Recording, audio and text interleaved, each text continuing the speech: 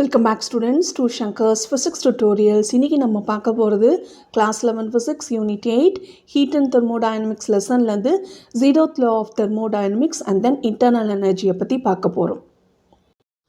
So first வந்து 0th Law of Thermodynamics understand பண்ணலாம். 3 different systems, okay, A, B and C எடுத்துக்கிறோம். ஒவ்வொருத்தோட temperatures பார்த்திங்கன்னா TA, TB, TC எல்லாமே டிஃப்ரெண்ட்டாக இருக்குது. So TA not equal to TB not equal to TC.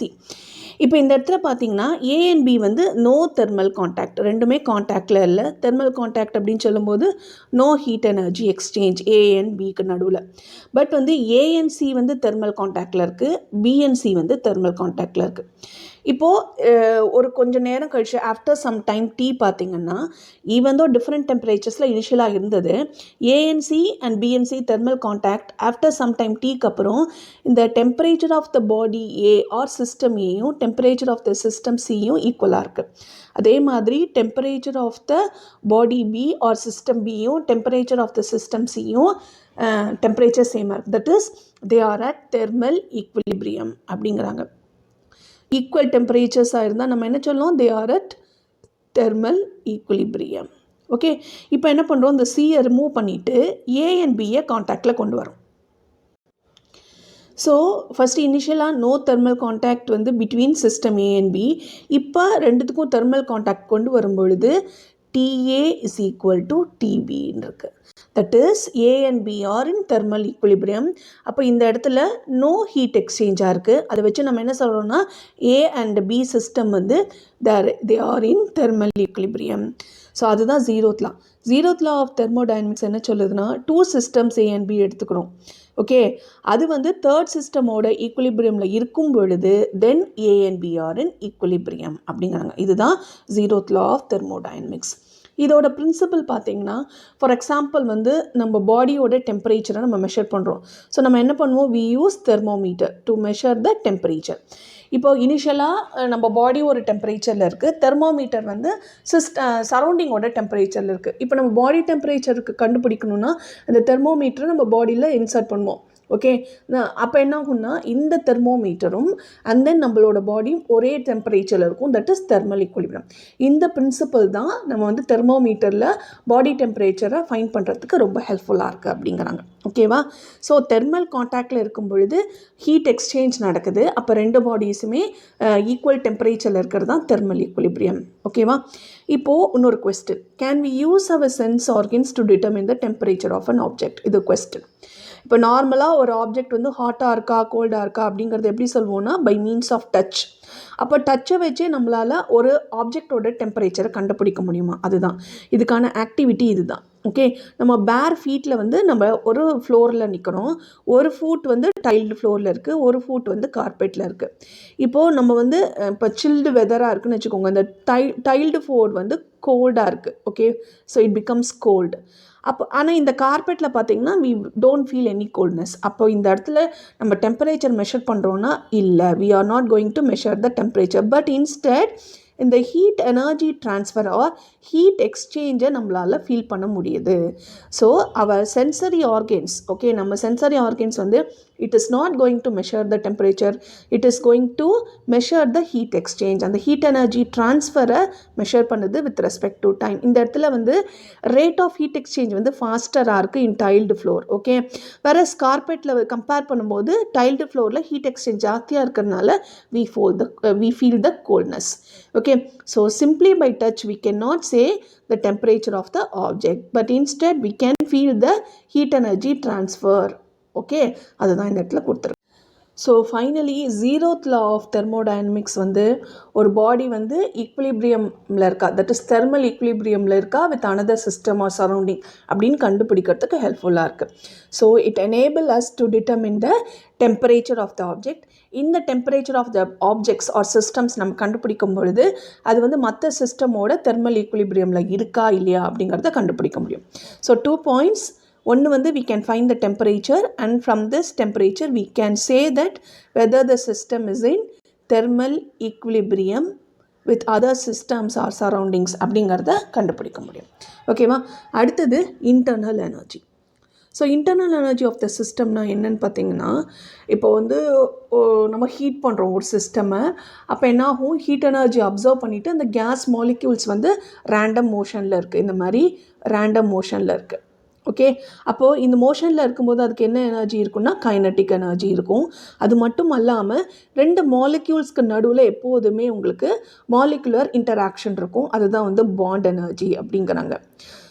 Okay, so in general the internal energy of the system அப்படின்னு சொல்லும் பொழுது it is nothing but the sum of internal energy யூன்னு எடுத்துட்டோம்னா it is nothing but the sum of kinetic energy and the potential energy. ஓகேவா? So இந்த internal kinetic energy ஏன் நம்ம internal அப்படின்னு சொல்கிறோன்னா, we are specified about internal kinetic energy and internal potential energy. ஏன்னா அந்த மாலிக்யூல்ஸோட இன்டராக்ஷனால் வரக்கூடிய பாண்ட் எனர்ஜியும், எக்ஸாம்பிள் வந்து பொட்டன்ஷியல் எனர்ஜி, அண்ட் மாலிக்யூல்ஸ் வந்து மூமெண்ட்டில் இருக்கும் பொழுது அது ரொட்டேஷனோ வைப்ரேஷனோ அல்லது லீனியர் மோஷனில் இருக்கும்போது அதனால் வரக்கூடிய டிரான்ஸ்லேஷன் எனர்ஜி, இதோடைய சம் தான் உங்களுக்கு இன்டர்னல் எனர்ஜி இருக்குது. And not on the bulk system, not on bulk சிஸ்டமோட கைனட்டிக் எனர்ஜியோ பொட்டன்ஷியல் எனர்ஜியோ நமக்கு எடுத்துக்க போகிறது கிடையாது. So it deals about the internal kinetic energy and internal potential energy. ஓகேவா? இப்போது நம்ம ஐடியல் கேஸோட இன்டர்னல் எனர்ஜி எப்படி இருக்குன்னு பார்க்க போகிறோம். பட் ஜென்ரலாக இன்டர்னல் எனர்ஜின்னு சொல்லும்பொழுது sum of kinetic energy and potential energy of the molecules பார்த்தோம். இதில் வந்து இபிங்கிறது பொட்டன்ஷியல் எனர்ஜி வந்து மாலிக்யூல்ஸ்க்கு நடுவில் இன்டராக்ஷன் மூலியமாக வரக்கூடிய எனர்ஜினால அது வந்து இபின்னு சொல்கிறோம். ஐடியல் கேஸுக்கு வந்து உங்களுக்கு ஜென்ரலாகவே நோ மாலிகுலர் இன்டராக்ஷன் வந்து பிட்வீன் த மாலிக்யூல்ஸ் வந்து நெக்லிஜிபிள். அப்போது உங்களுக்கு கைனட்டிக் எனர்ஜி வந்து alone வந்து contributes to the internal energy of the ideal gas. அப்போ இந்த இடத்துல EP வந்து 0ன்னு எடுத்துக்கலாம். ஓகேவா? அடுத்தது நம்ம என்ன பார்க்க போகிறோம்னா, இந்த இன்டர்னல் எனர்ஜி எதை டிபெண்ட் பண்ணியிருக்கு. ஏன்னா இப்போ தான் பார்த்தோம் இன்டர்னல் எனர்ஜி வந்து simply the kinetic energy of the molecules. இந்த கைனட்டிக் எனர்ஜி எதை டிபெண்ட் பண்ணியிருக்குன்னா temperature and the number of molecules and independent of volume. Okay, வால்யூமை டிபெண்ட் பண்ணி இருக்காது, அதனால தான் இண்டிபெண்ட் ஆஃப் வால்யூம்னு கொடுத்துருக்காங்க. ஓகேவா? இது பாயிண்ட் நம்பர் 1. அடுத்தது இன்டர்னல் எனர்ஜி எப்படி இன்க்ரீஸ் பண்ணலான்னா by means of increasing the temperature. So temperature increase பண்ணுறது மூலிமா இன்டர்னல் எனர்ஜி இன்க்ரீஸ் பண்ண முடியும். This is always not the case. சில சமயங்களில் வந்து ஐசோதெர்மல் ப்ராசஸ் பின்னாடி படிப்போம். ஐசோதெர்மல் ப்ராசஸில் உங்களுக்கு இன்டர்னல் எனர்ஜி இன்க்ரீஸ் ஆகாது. But one way of increasing வந்து இன்டர்னல் எனர்ஜி பார்த்திங்கன்னா இன்க்ரீஸிங் த டெம்பரேச்சர். ஓகே, இப்போ இந்த டெம்பரேச்சர் இன்க்ரீஸ் பண்ணுறது எப்படி பண்ணலாம் அப்படின்னா by means of heat.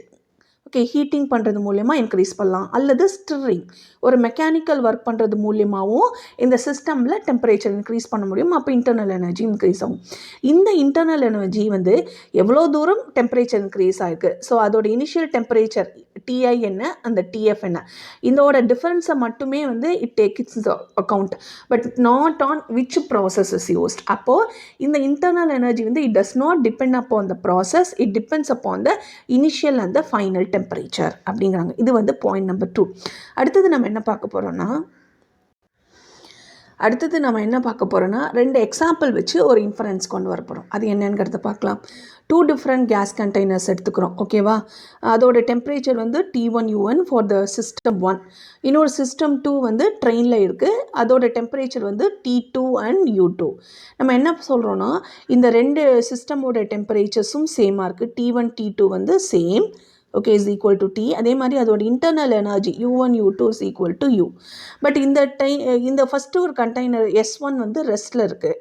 Okay, இன்னொரு இன்னொரு கண்டெய்னர் வந்து ட்ரெயினில் வந்து மூவ் ஆகிட்டுருக்கு. அதோடைய கைனட்டிக் எனர்ஜி வந்து ட்ரெயின் வந்து வீண் எடுத்துக்கலாம். ஓகேவா?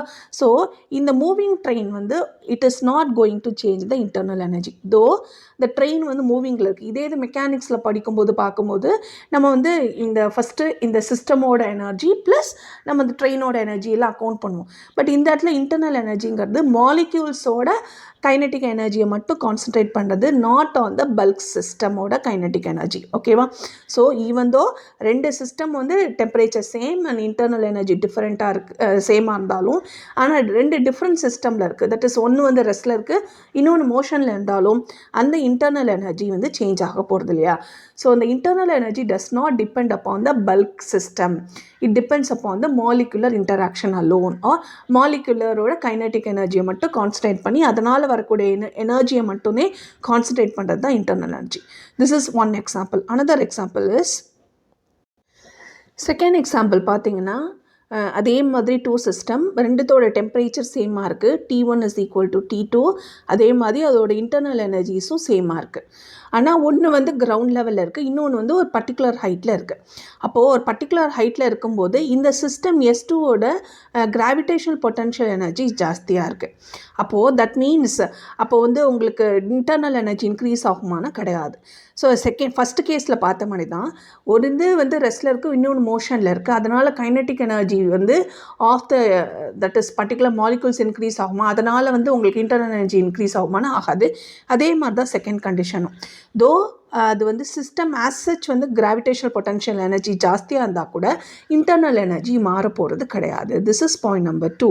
ஸோ இதுலேருந்து நம்ம என்ன சொல்கிறோன்னா, இந்த bulk kinetic energy of the entire சிஸ்டமோ அல்லது gravitational potential of the energy of the சிஸ்டமோ நம்ம இன்டர்னல் எனர்ஜியை நம்ம கன்சிடர் பண்ண போகிறது கிடையாது. அதுதான் இங்கே கொடுத்துருக்காங்க. ஓகேவா? வந்து 8.10 பார்க்க போகிறோம். என்ன கொடுத்துருக்காங்கன்னா, ஒரு பக்கெட் ஆஃப் நார்மல் வாட்டர் எடுத்துக்க சொல்கிறாங்க. அதில் வந்து கொஞ்சம் ஒரு tumbler of hot water. Okay, இது ஹாட் வாட்டர், இது வந்து நார்மல் வாட்டர். இப்போ இது மிக்ஸ் ஆகும் பொழுது what is the direction of the heat flow? Simple. இதுக்கு ஒரு டைரக்ட் ஆன்சர் அப்படின்னு பார்த்தீங்கன்னா, டைரக்ஷன் ஆஃப் ஹீட் ஃப்ளோ வந்து from the higher temperature to lower temperature தான் உங்களுக்கு ஹீட் எனர்ஜி ஃப்ளோ இருக்கும். ஓகே, ஸோ லோயர் டெம்பரேச்சருக்கு தான் ஹீட் எனர்ஜி ஃப்ளோ இருக்கும். இப்போ இந்த பிக்சரில் பாருங்கள், ஹாட் ஆப்ஜெக்ட், ஓகே, இது colder object. Direction of heat flow வந்து எந்த டைரக்ஷனில் இருக்குன்னா இந்த டைரக்ஷன். இப்போ இந்த இடத்துல பக்கெட் ஆஃப் வாட்டர்னு கொடுத்துருக்காங்க. அப்போ என்ன, ஒருவேளை நார்மல் வாட்டர்லேருந்து ஹாட் வாட்டருக்கு போகிறதுனால டெம்பரேச்சர் வந்து ஈக்குலிபிரியம் ரீச் ஆகுமா அப்படின்னு பார்த்தீங்கன்னா, பக்கெட் ஆஃப் வாட்டர் அப்படின்னு சொல்லும் பொழுது, so the bucket of water has more internal energy. Okay, more internal energy. ஏன்னா இன்டர்னல் எனர்ஜி அப்படிங்கிறது ஒரு ஸ்டேட் வேரியபிள். அது மட்டும் இல்லாமல் it is an extensive variable. So அந்த எக்ஸ்டென்சிவ் வேரியபிள் அப்படின்னு சொல்லும் பொழுது it depends upon the mass of the system. அப்போ பக்கெட் ஆஃப் வாட்டருக்கு மாஸ் நிறையா இருக்கிறதுனால அதோட இன்டர்னல் எனர்ஜி ஜாஸ்தியாக இருக்குது. அப்போது the bucket of water has more internal energy, whereas அந்த tumbler of water has less amount of internal energy. அப்போ டைரக்ஷன் ஆஃப் ஹீட் ஃப்ளோ மாறுமானா இல்லை. ஸோ நம்ம என்ன சொல்கிறோன்னா, even though internal energy of the bucket of water, normal வாட்டரும் and small tumbler of வாட்டரோட hot வாட்டரோட இன்டர்னல் எனர்ஜி வேரியபிளாக இருந்தால் கூட ஹீட் ஃப்ளோ வந்து எப்போதுமே higher temperature to lower temperature அப்படிங்கிறோம். ஸோ இன் ஷார்ட் நம்ம என்ன இந்த இடத்துல சொல்ல வரோம்னா, ஹீட் வந்து always flows from the higher temperature to lower temperature. இது point number 1. And then in the heat flow வந்து it is independent of the energy of the system. Even though bucket of water வந்து internal energy ஜாஸ்தியாக இருந்தால் கூட உங்களுக்கு heat flow வந்து அதனால் மாற போகிறது கிடையாது. So heat flow is independent of internal energy of the system. And by means of heating வந்து நம்ம என்ன பண்ண முடியும்னா இன்டர்னல் எனர்ஜி ஆஃப் த சிஸ்டம்மை இன்க்ரீஸ் பண்ண முடியும். இஸ் ஒன் ஆஃப் த வேஸ்னால் இன்னொரு வே இருக்குது, அதை வந்து நெக்ஸ்ட் வீடியோவில் பார்க்க போகிறோம். ஸோ இன்டர்னல் எனர்ஜி இன்க்ரீஸ் ஆனாலும் டிக்ரீஸ் ஆனாலும் அதை பொறுத்து ஹீட் ஃப்ளோ கிடையாது. It mainly based on the higher temperature to lower டெம்பரேச்சரில் மட்டுமே ஹீட் ஃப்ளோ ஆகும். ஹோப் இந்த வீடியோ உங்களுக்கு ஹெல்ப்ஃபுல்லாக இருக்கும்னு நினைக்கிறேன். தேங்க்யூ ஃபார் வாட்சிங் திஸ் வீடியோ. கீப் வாட்சிங் Shankar's Physics Tutorials.